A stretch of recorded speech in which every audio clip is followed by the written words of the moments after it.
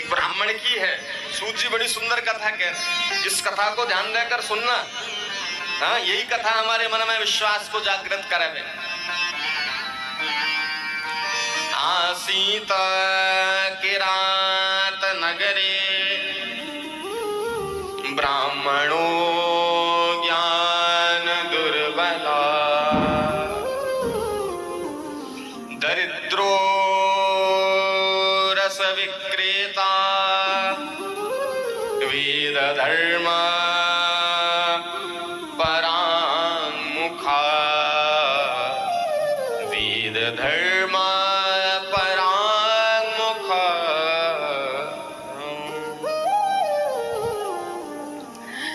ध्यान दीजिए, किरात नगर में एक समय में एक ब्राह्मण रहता था। अब महात्मा की कथा में प्रवेश कर रहे हैं। बोले शिव जी की कथा कितनी पवित्र है बता रहे हैं। किरात नगर में एक ब्राह्मण रहता था। ब्राह्मण कैसा है? बोले दरिद्रो रस विक्रेता वेद धर्म परांगमुखा। बड़ा पापी ब्राह्मण है। रस विक्रेता, मदिरा का विक्रय करता है, मांसाहार करता है, बड़ा क्रोधी है, बड़ा लंपट है। समय मिले अवसर मिले तो कभी कभी चोरी भी कर ले। इस ब्राह्मण का नाम है देवराज। देवराज नामक ब्राह्मण की चर्चा सूत जी महाराज करते हैं। यद्यपि ब्राह्मणों का नियम है, देखो जो ब्राह्मण है, सूत जी कह रहे हैं जो ब्राह्मण है उन्हें नियम अनुसार तीन समय की संध्या अवश्य करनी चाहिए। 3 समय की संध्या का नियम है ब्राह्मण को। लेकिन देवराज जो ब्राह्मण है वो त्रिकाल संध्या से भ्रष्ट है। एक भी समय की संध्या नहीं करता। न कभी उसने कोई धार्मिक कृत्य किया, न उसने कभी कोई पुण्य किया, सदैव निरंतर पाप में लगा रहता। वैश्यागामी है, वैश्याओं में रमण करता है, वैश्याओं से संसर्ग करता है। एक दिन की बात, वो देवराज ब्राह्मण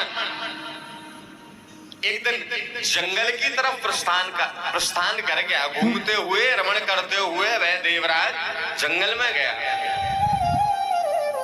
और जंगल में एक तालाब के किनारे पर जब वह देवराज नामक ब्राह्मण बैठा तो उसी तालाब के किनारे पर एक वैश्या स्नान करने के लिए आई। इस वैश्या का नाम है शोभावती। जैसे उस देवराज ने शोभावती को देखा तो कामी तो है ही, देख करके शोभावती को देवराज ब्राह्मण देख करके मोहित हो गया। मन में काम की आकांक्षा जागृत हो गई। उस वैश्या ने जब उस ब्राह्मण को देखा तो रूप से तो बड़ा सुंदर है, ब्राह्मण है तो अद्भुत तेज है, बड़ा सुंदर स्वरूप है देवराज का। वैश्या भी जब आसक्त हुई और दोनों एक दूसरे के प्रति आसक्त होकर के वार्तालाप करने लगे, बातचीत करने लगे, तो वह देवराज ब्राह्मण उस वैश्या से प्रेम करने लगा। वहीं जंगल में ही संसर्ग क्रिया करना प्रारंभ कर दी, रत क्रिया में लीन हो गया। वैश्याओं को पणवधू कहते संस्कृत में। पणवधू अर्थात जो केवल पैसे की पत्नी है, जो केवल धन की पत्नी है, वे पणवधू है, वे वैश्याएं हैं। धन की मांग करे वैश्या तो ये ब्राह्मण चोरी चकारी करके धन लेकर के आवे, हत्या करके धन लेकर के, सारे निंदनीय कर्म करके जब धन लेकर के आता अपनी वैश्या को देता। बहुत समय व्यतीत हो गया इसी प्रकार से। दोनों रमण करते रहे, जहां उनका मन करता उस स्थान पर जाते रमण करते। देवराज की बुद्धि इतनी बिगाड़ दी उस वैश्या ने कि एक दिन देवराज ब्राह्मण अपने घर गया और घर जाकर के उसने अपने माता पिता और पत्नी की हत्या कर दी, मार डाला। बोले तुम्हें रोकते हो मुझे बार बार उस वैश्या के पास जाने से, मना करते घर वाले। पिताजी समझाते बेटा तेरी पत्नी है और ये पत्नी इतनी सुंदर है और इतनी सुंदरी पत्नी को छोड़कर किसी वैश्या के साथ जाकर के दुष्कर्म में प्रवृत्त होते हो, तुम ब्राह्मण हो, शोभा नहीं देता। तो एक दिन देवराज ने मन में विचार किया कि पिताजी ज्यादा रोकते हैं, माताजी ज्यादा रोकती हैं, बार बार पत्नी का नाम ले करके मुझे रोकते हैं। आज रात बोले तीनों को ही खत्म कर देंगे, मार डालेंगे। रात्रि में आया और रात्रि में आकर के देवराज ने अपने माता की, अपने पिता की, अपने पत्नी की, तीनों की एक साथ हत्या कर दी, मार डाल। बड़ा जघन्य अपराध हुआ।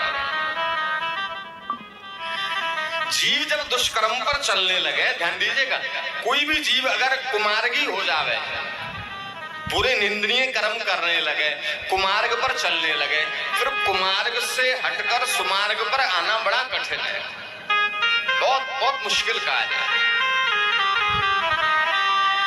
वेश्या का संसर्ग ग्रहण करके कुमार्गी तो बनी गया था, अपनी माता की, अपने पिता की, अपनी पत्नी की हत्या करके, जघन्य अपराध करके वह देवराज नामक ब्राह्मण जंगलों में भ्रमण कर कई दिन व्यतीत हो गए। सूची कह रहे हैं कई वर्ष व्यतीत हो गए। आसने शयने पाने भोजने क्रीडने तथा दंपती व सदा दूते व्रमते ताते परस्परम।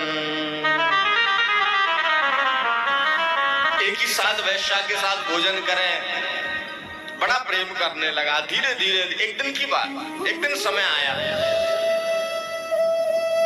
समय आते ही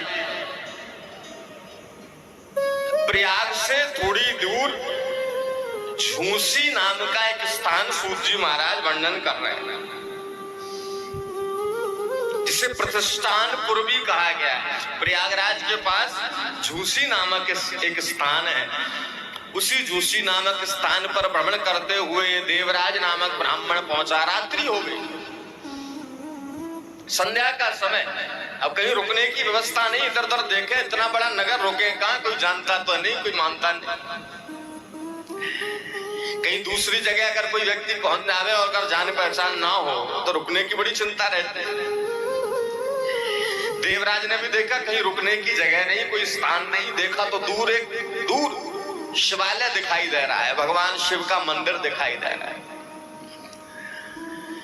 जब आसपास कोई रुकने का प्रबंध नहीं मिला, रुकने की जगह नहीं मिली, तो मन में विचार आया रात्रि बढ़ रही है, क्यों ना मैं जाकर के शिवालय में ही विश्राम करूं, शिव जी का मंदिर है। वह पापी ब्राह्मण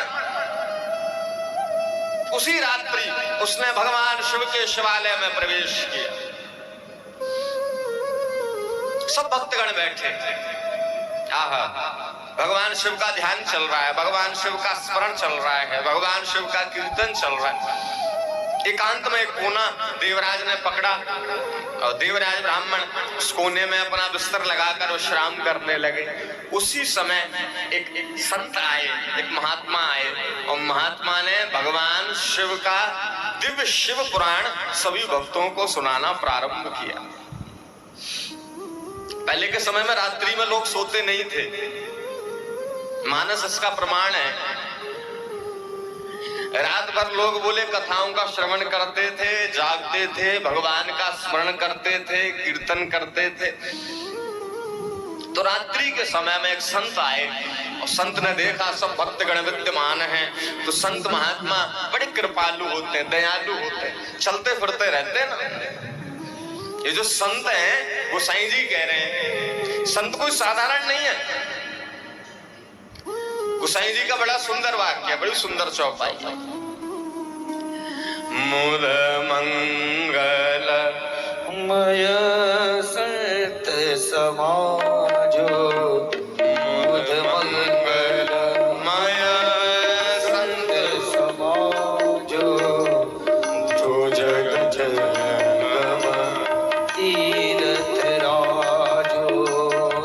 मुद मंगल मय संत समाजो, जो जग जगम तीरथ राजो। मुद मंगल मय संत समाजो, मुद मंगल मय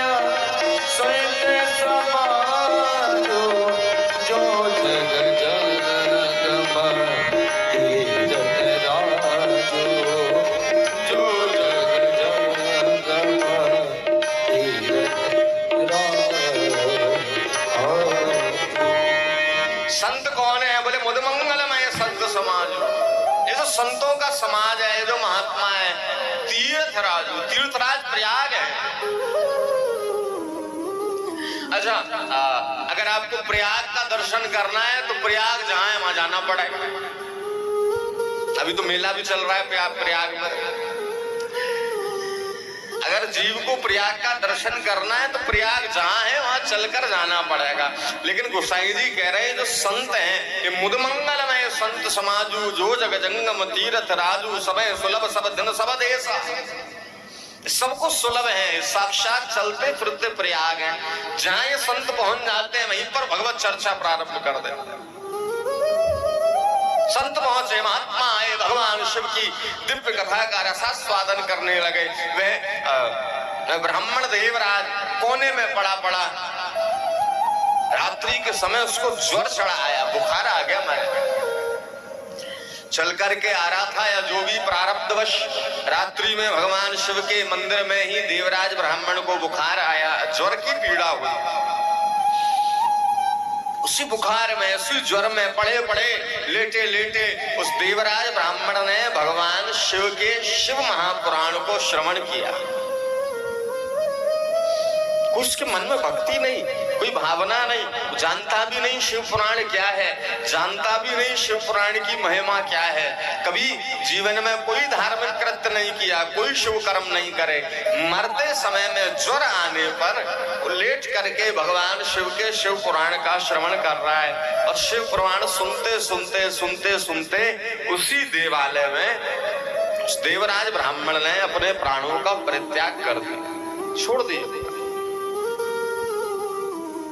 यमराज के भयंकर दूत आए और यमराज के भयंकर दूत पाशों में बांध करके देवराज नामक ब्राह्मण को लेकर जाने लगे।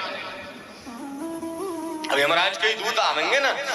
जीवन में अगर आपने पाप ज्यादा किया होगा तो फिर मरने के उपरांत यमराज के दूत आकर के लेकर के जाते हैं। अच्छा, अगर अच्छा कर्म करोगे ना तो यमराज के दूत नहीं आते, भगवान के पार्षद आते हैं। हाँ, जीव अगर जीवन भर अच्छा कर्म करे तो अंतिम समय में उसे लेने के लिए यमराज के दूत नहीं, साक्षात भगवान अपने पार्षद पहुंचावे, शिव अपने दूत पहुंचावे, गण पहुंचावे। देवराज नामक ब्राह्मण को यमराज के दूत पकड़ करके नरक में लेकर के गए। देवराज क्षमा शांति ज्वरे पीड़ितो मृतः व्रतो यमभटे पाशनीतो यमपुरं बलात्वा यमपुरं बलात्वा।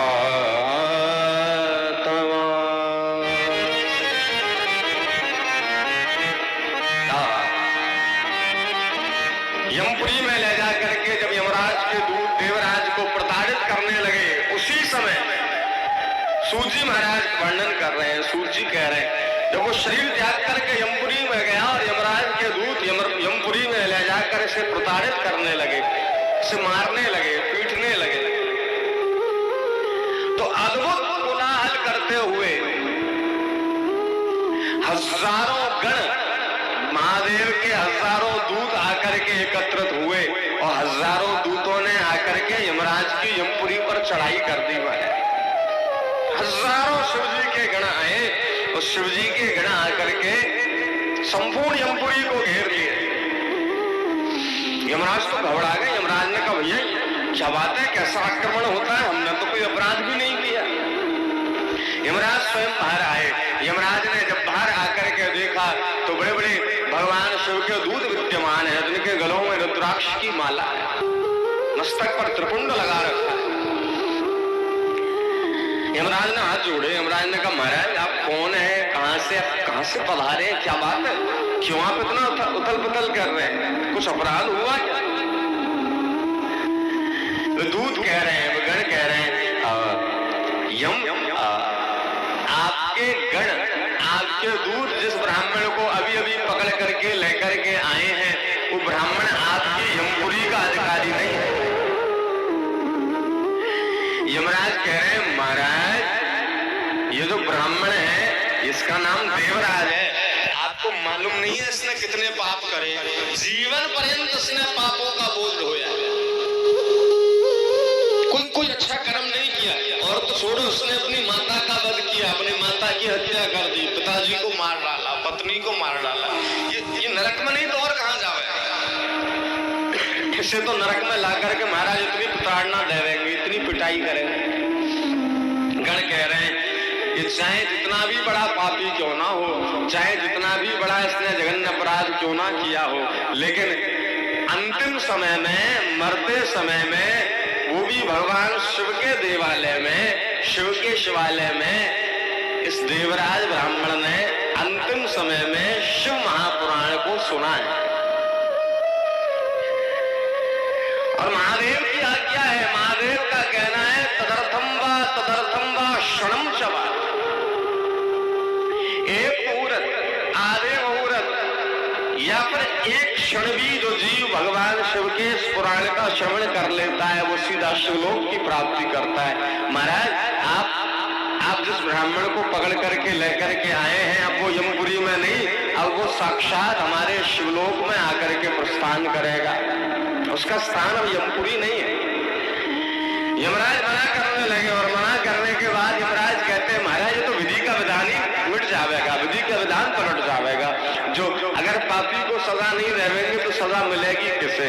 धर्मराज बारंबार जब प्रार्थना करने लगे तो भगवान शंकर के दूत बोले, शिव जी के दूत कह रहे हैं कि तदर्थम वा, एक क्षण भी शिव पुराण की कथा सुनने मात्र से जीवन के जितने पाप हैं भस्म हो जाते, नष्ट हो जाते, मिट जाते।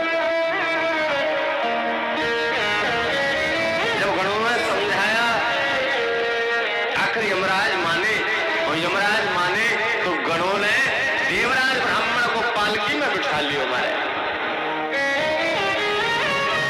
पालकी में बिठा करके देवराज ब्राह्मण को पालकी में आसक्त करके पुष्प मालाएं बना करके, रुद्राक्ष की मालाएं धारण करा करके, त्रिपुंड लगा करके सब भगवान शिव के गण उस देवराज ब्राह्मण को लेकर के सीधा